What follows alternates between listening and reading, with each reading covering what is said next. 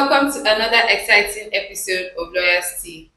Today we have a full house, a full forum, and we'll be discussing the compulsory voting bill and the defamatory cases that have come up so far with VDM and Falana in court, and the criminal defamation case against Senator Natasha Akpoti. With me in the studio to discuss this important tea, I have a lot of guests. Please kindly introduce yourself. Thank you so much, our beautiful host. My name is Ayodele Samuel Adepitan. Okay, to his right. Thank you for having me. I am Noel Ekele. Noel Ekele, welcome to his right. Thank you for having me. My name is Odinaka Eric. Thank you so much, host. My name is Olayinka. Olayinka, Olaore, you're welcome to Lawyers Tea. Each and every one of you is welcome.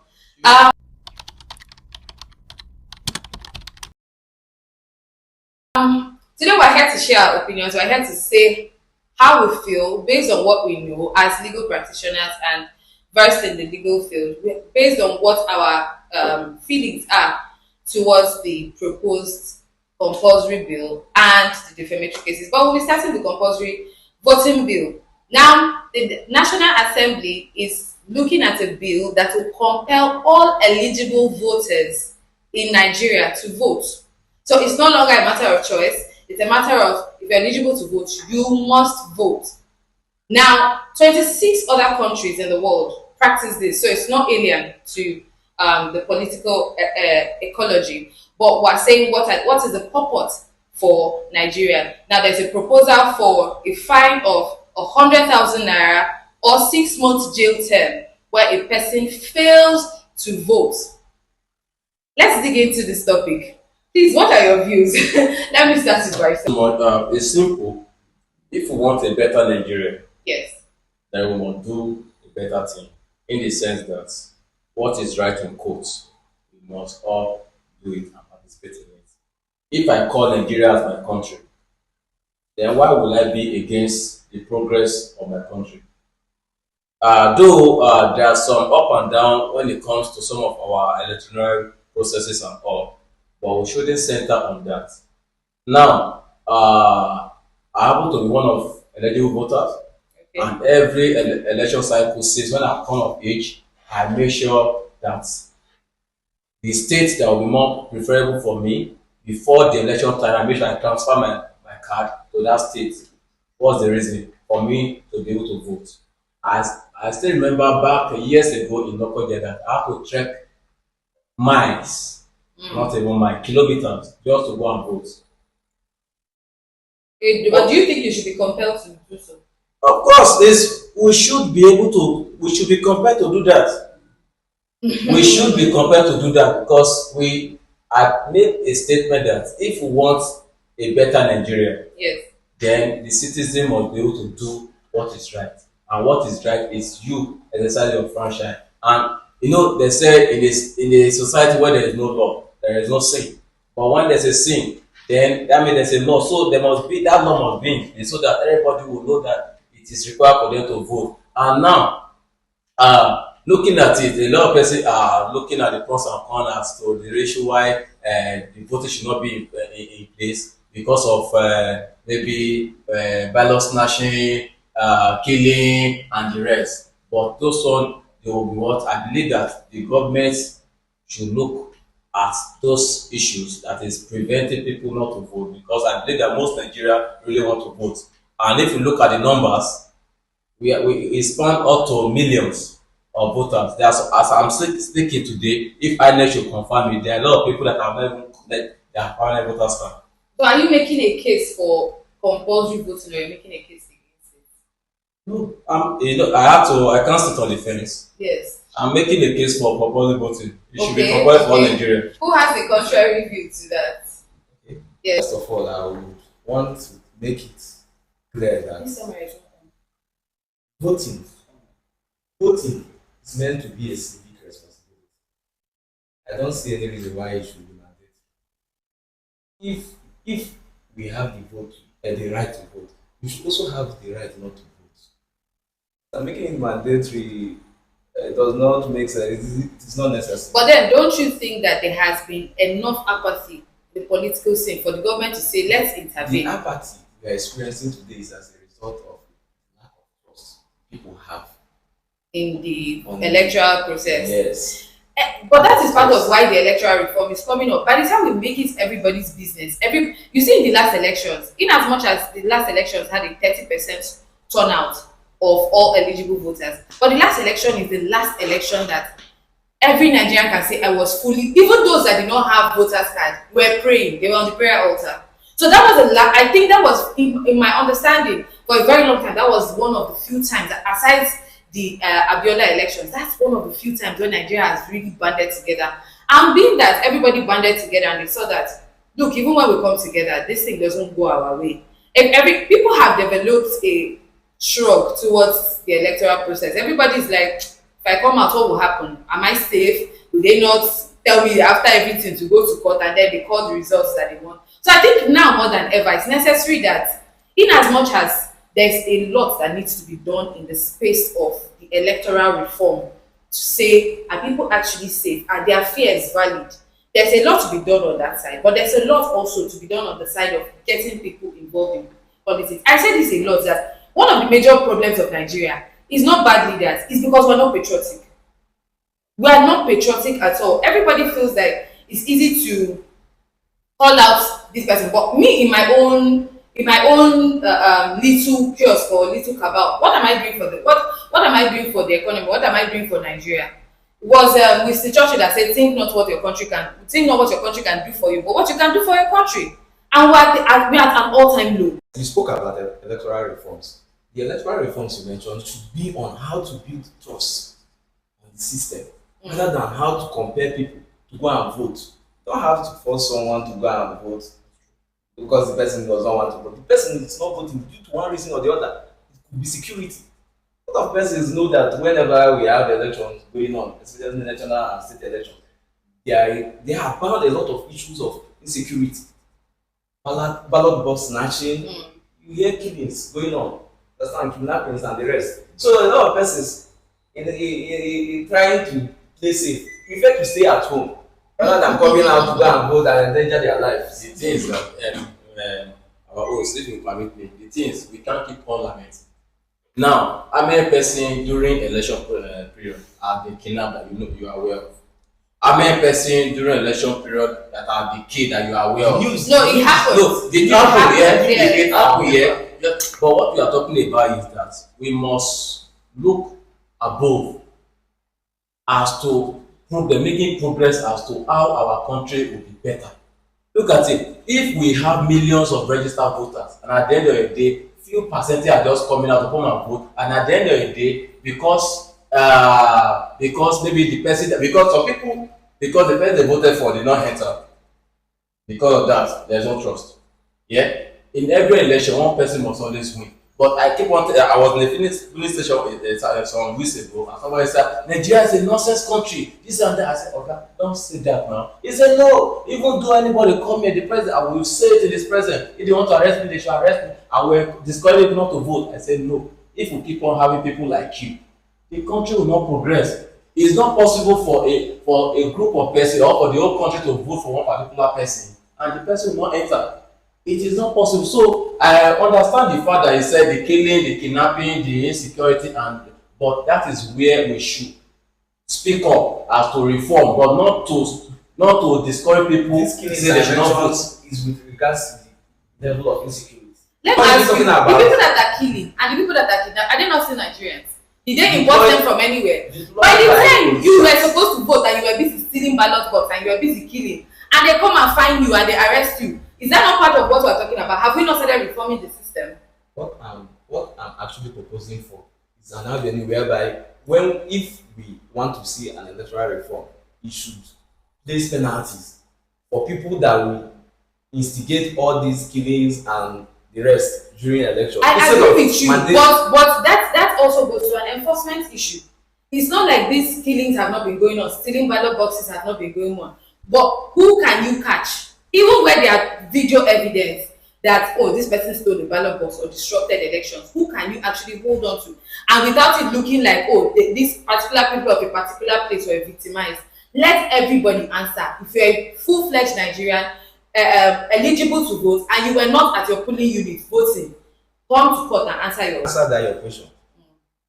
You can easily single out some of the people that perpetrate this act. Some of these politicians go about vote buying. You understand? When they go about vote buying, it's not like we don't know. When you are in polling units, you will be approached with money. You understand? To buy votes. You understand? For you to vote for them. So these people, it's not like we don't know all these things. It's just that we have gotten used to it. These are the issues we should tackle instead of compelling people to go and vote.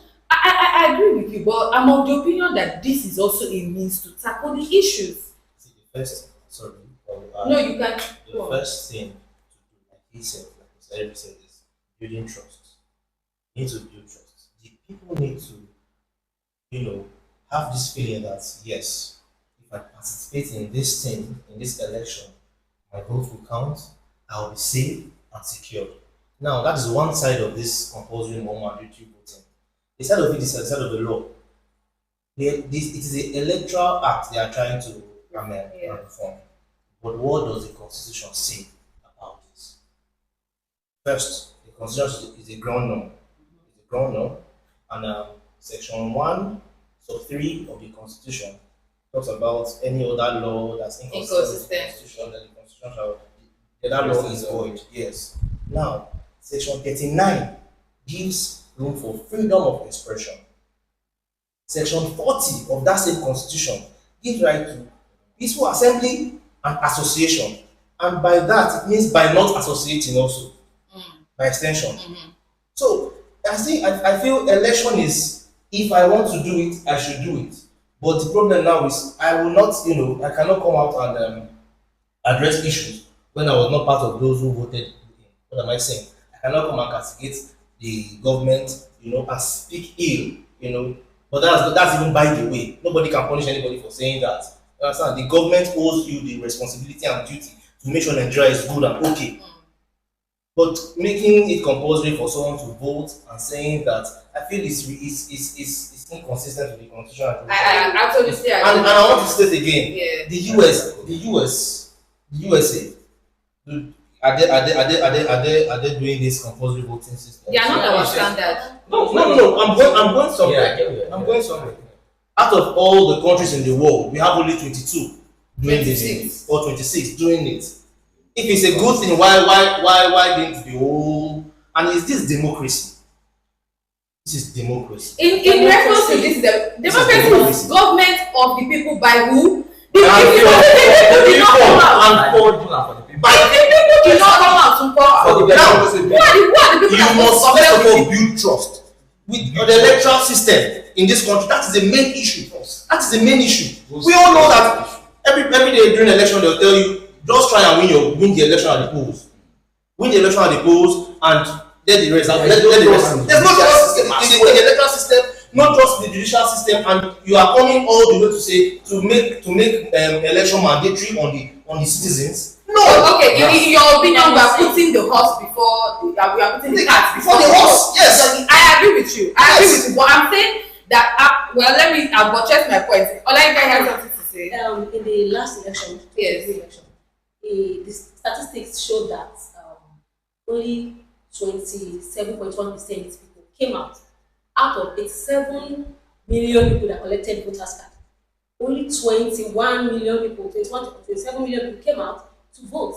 We are the remaining 62 million. What were they I know doing? what we are talking about. Yeah, When we are talking about election rigging. When we are talking about election rigging, Section 10 of the Electoral Act states that once the commission announces that there's going to be an election coming up, then the voters register, the current voters register for that period will become the official voters register. So now let's talk about rigging. If you have 60% people who came out to vote, 40%, and let's assume two parties came out, and then 30% they shared it 30% equally. The remaining 40% is at liberty for them to do cut and join. We are the ones giving these people to do cut and join with election rigging. If everyone comes out with all full force and votes for their own person, then there will be, because you can't overestimate people that came out to vote. I get your point that if 70% of people on the voters register vote, no matter how you want to rig, the remaining 30% will not be enough. It will not. And the things that what we are talking about, if they keep on, Mr. Eric and Mr. Noel keep on saying about trust.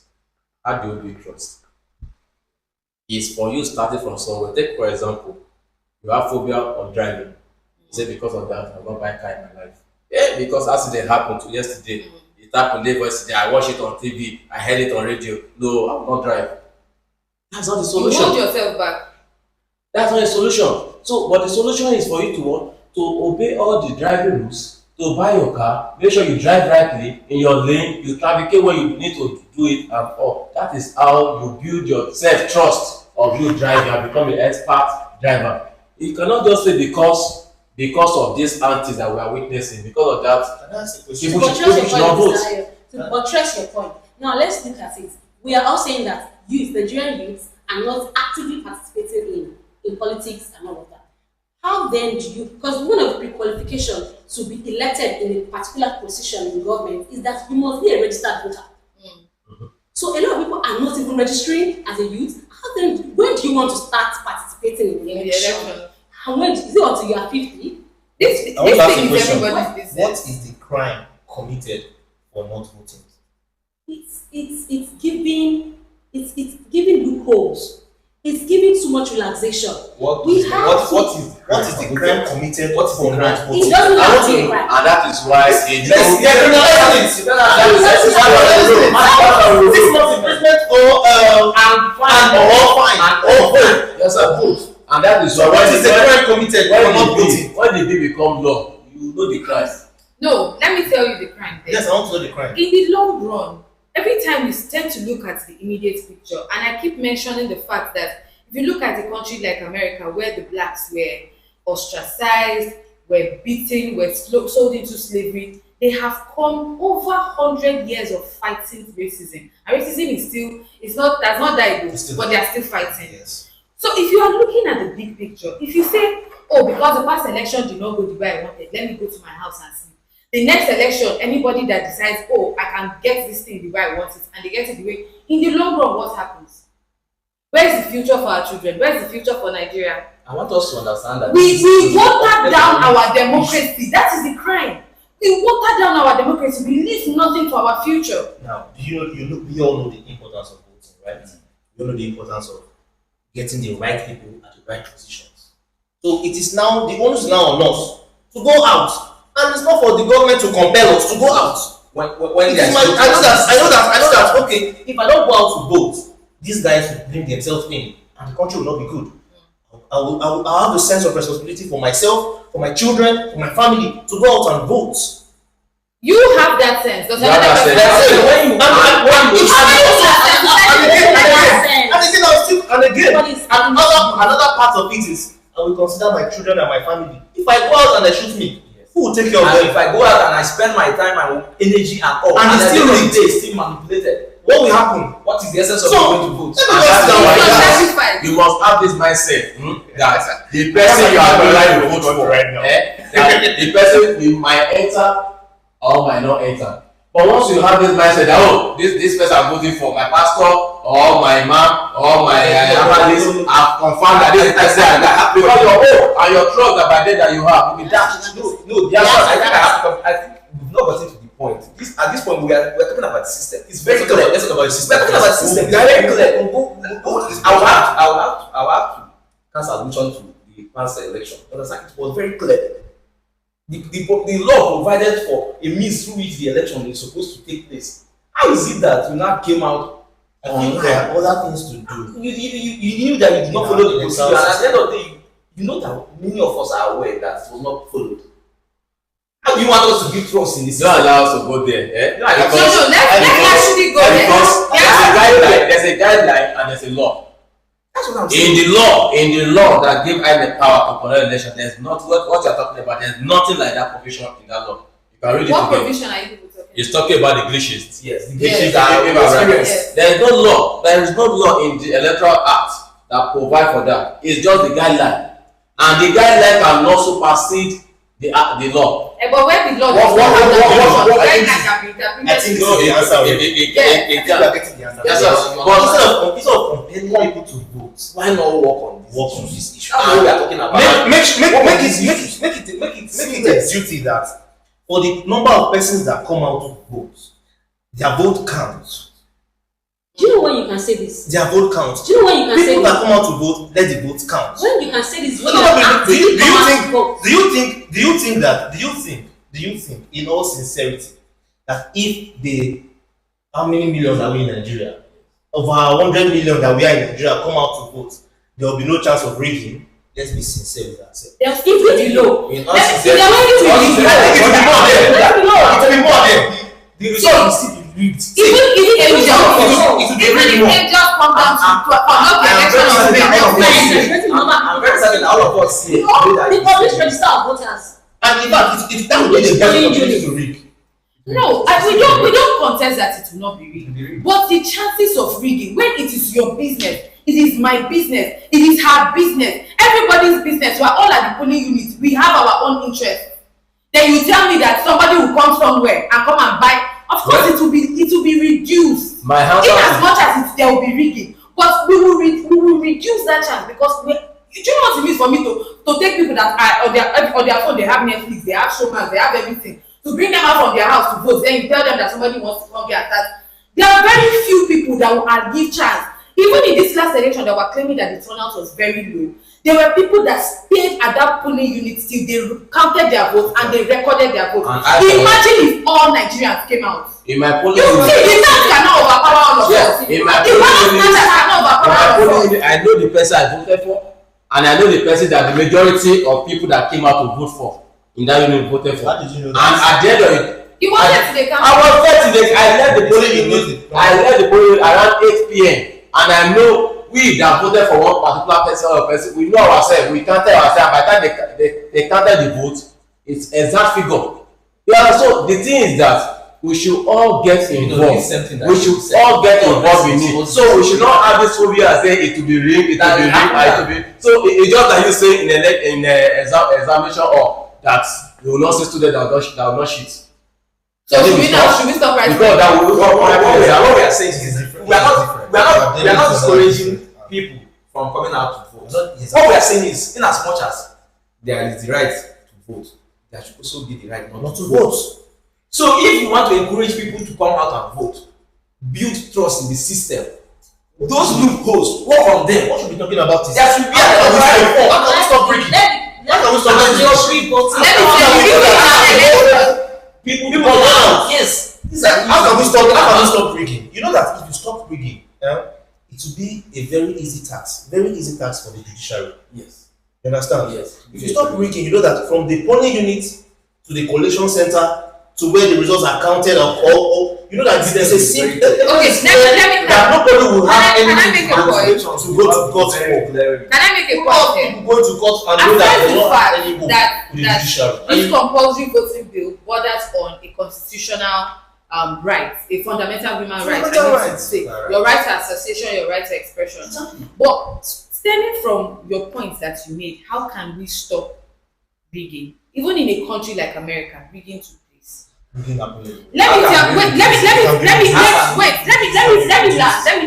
land.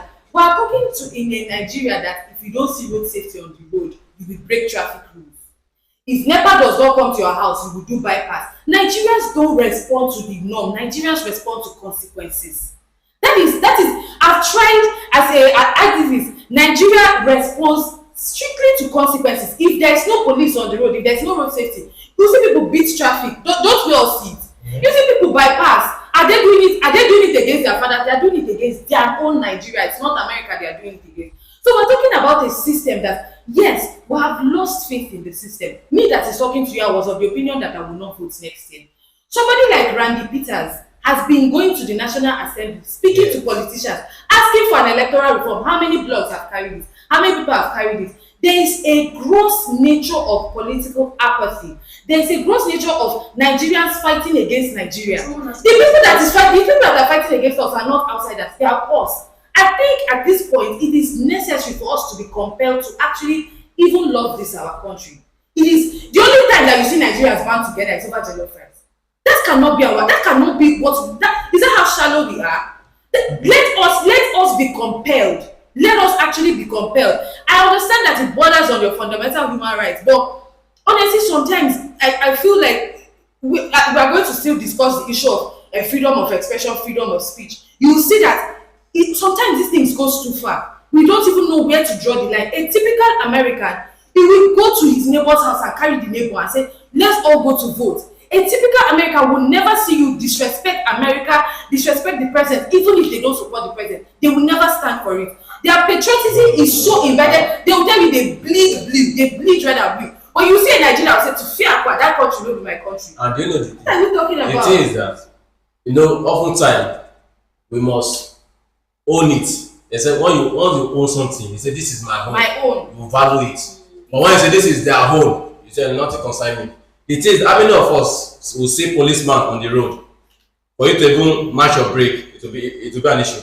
But once you see a soldier man on the road, before they will say anything, you match your brake. But what are you trying to look at? This is not going to show you what the country has been. we are looking It's us that are the country. That's my problem. It's everywhere. It's you and I. Elected by the leaders. So what we are talking Who about? are the leaders? But they're not You will citizens not before. have any urge to give the country the civic responsibility that you believe or that you ought to owe the country.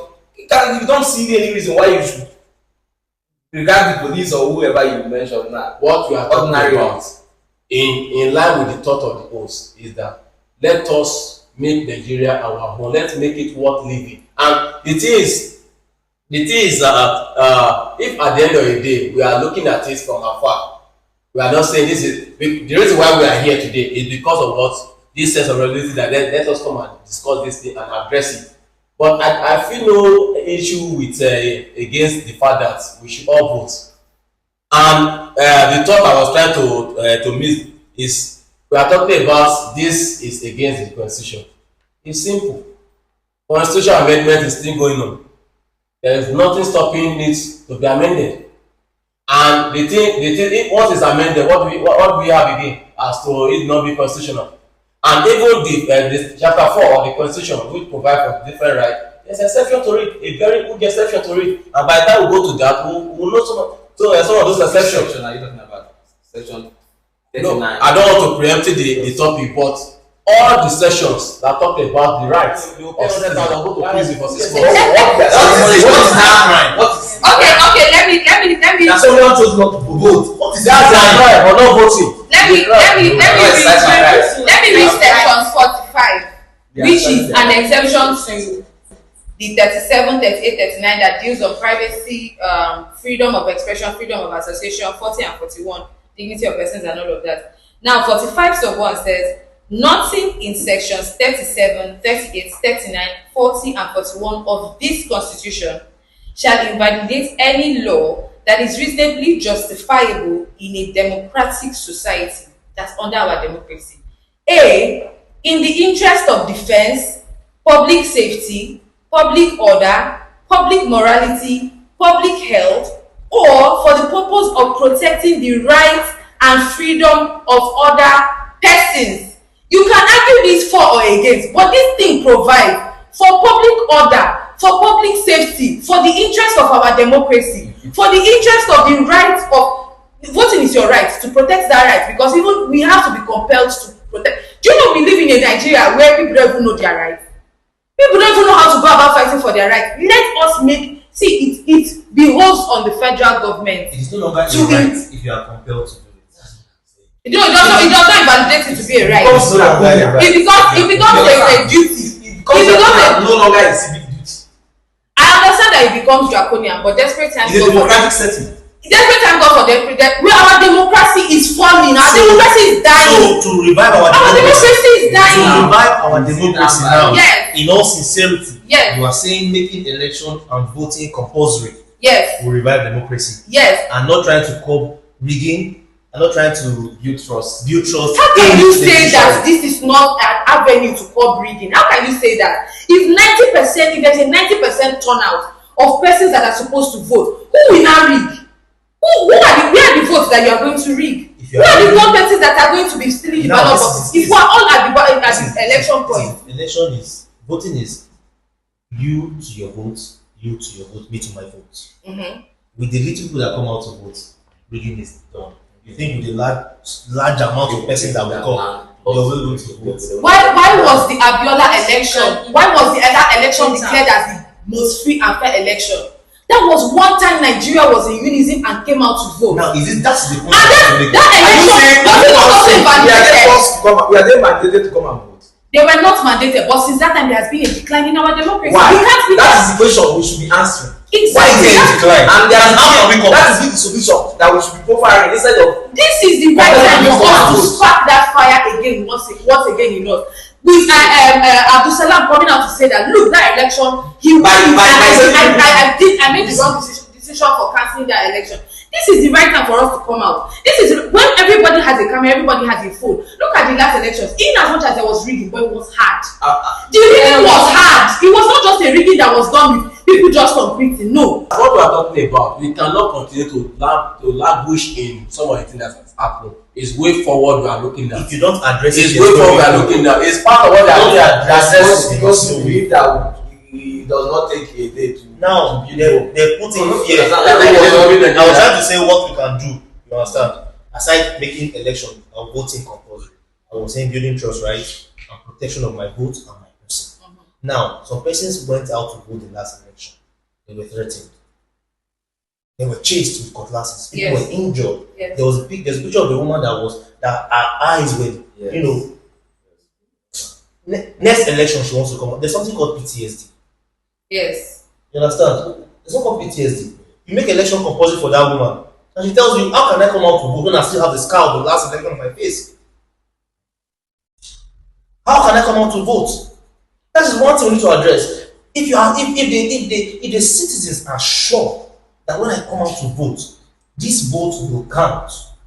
If I come out to vote, or when I come out to vote, my life, I am protected, I am secured, then I have no reason to stay back. I want to come and exercise my civil responsibility.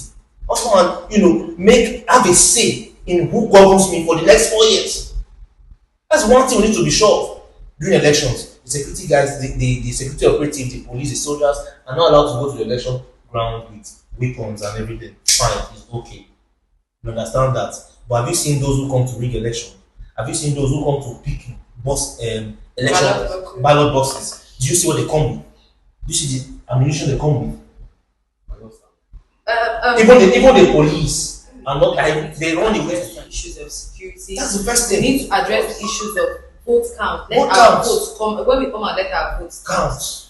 But I still want to say that the people that rig these elections, the people that cause mayhem, they are not ghosts, they are eligible voters.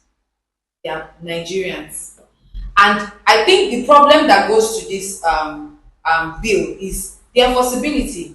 Because you say let everybody come out to say how do you prosecuting those that didn't come out to vote. These people that rig ballot boxes, some of them don't have any there are no records of them anywhere. So how do you come out to say in addressing, because we know that by the time everybody leaves their house, except for those that may have credible and tangible reasons why they didn't come out to vote.